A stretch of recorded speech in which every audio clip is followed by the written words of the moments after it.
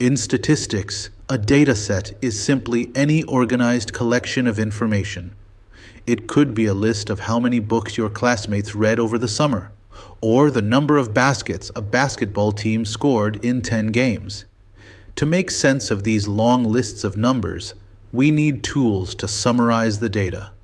We want to find the single most representative value, and we want to know how spread out all the other values are.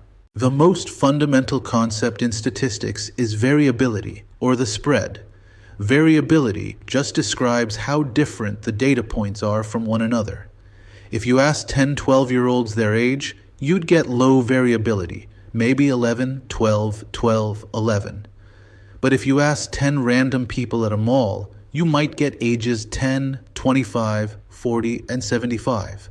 That's high variability, because the numbers are much more spread out. To describe the most typical value in a dataset, we use measures of center. These measures try to represent the whole set with one single number that sits somewhere in the middle. The three most common measures of center that you'll work with are the mean, the median, and the mode. Each one tells you something slightly different about the center of the data. The mean is what most people just call the average. It's the result of trying to equally share the total value among all the data points. To calculate it, you just add up all the numbers in the set and then divide that sum by the total count of numbers you added. It's the mathematical balance point of the entire data set. Let's calculate a mean. Say your data set is 2, 4, 6, and 8. First, we add them all up. 2 plus 4 plus 6 plus 8 gives us a total of 20. There are 4 numbers in the set, so we take 20 and divide it by 4. 20 divided by 4 is 5. So the mean of this data set is 5. Next up is the median, which is simply the middle value.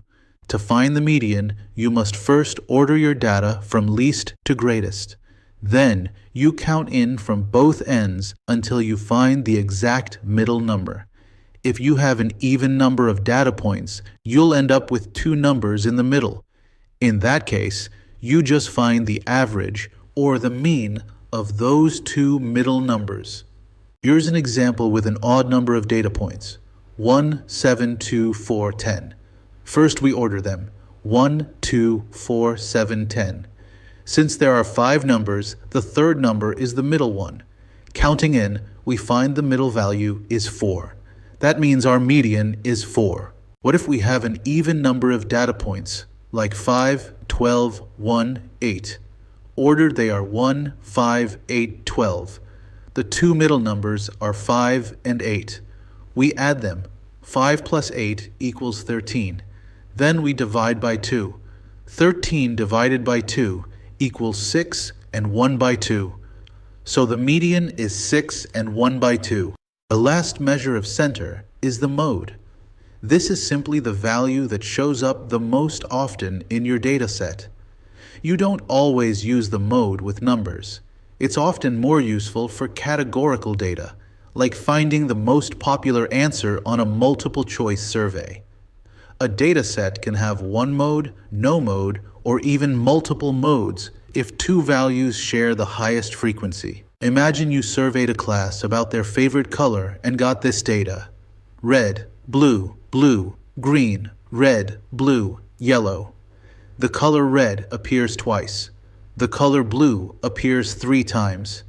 The others appear only once. Since blue is the most frequent response, the mode of this data set is blue. Now let's switch gears to measures of spread or variability. While measures of center tell you the typical value, measures of spread tell you how much the data differs from that center. The simplest and most common measure of spread we use is the range. A larger range means the data is more spread out or has high variability. The range is calculated using just 2 numbers from the entire set. You take the maximum value, the largest number, and subtract the minimum value, the smallest number. Range equals maximum value less minimum value. It gives you the distance between the highest and lowest points in the data. Let's find the range for this data set, 25 40, 10, 65, 30. First, find the maximum value, which is 65. Next, find the minimum value, which is 10. Finally, calculate the difference. 65 minus 10 equals 55. The range is 55. This tells you how much space there is between the smallest and largest score. To truly understand center and spread, we often look at the distribution of the data, which is a picture of how the values are spread out. We use tools like dot plots or histograms to visually show where the numbers tend to cluster and where they trail off. Looking at the shape of the distribution is the best way to understand the data's variability. When you look at a distribution, you'll notice shapes. If the data is symmetric, it means it looks balanced, like a mirror image around the center. But if the data is skewed, it means it's heavily concentrated on one side, with a long tail pointing toward the other. Understanding the shape is important because it tells you which measure of center, the mean or the median, is a better summary. A measure of center and a measure of spread always go together. It's not enough to say the average score is 80. For example, imagine two classes both have an average score of 80. If Class A has a range of 10, the students all scored very similarly.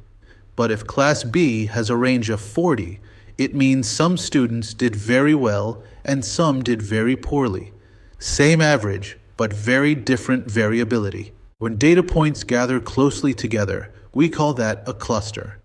Looking at clusters is helpful because they show you where the majority of the data falls, revealing the most common or typical values.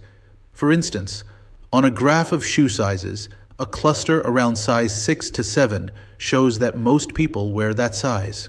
An outlier is a data point that is extremely large or extremely small compared to the rest of the set.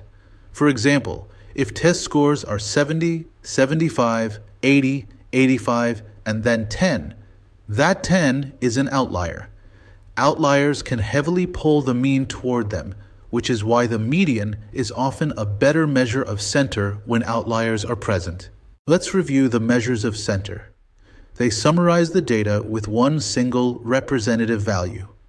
The mean is the average. It's sensitive to outliers.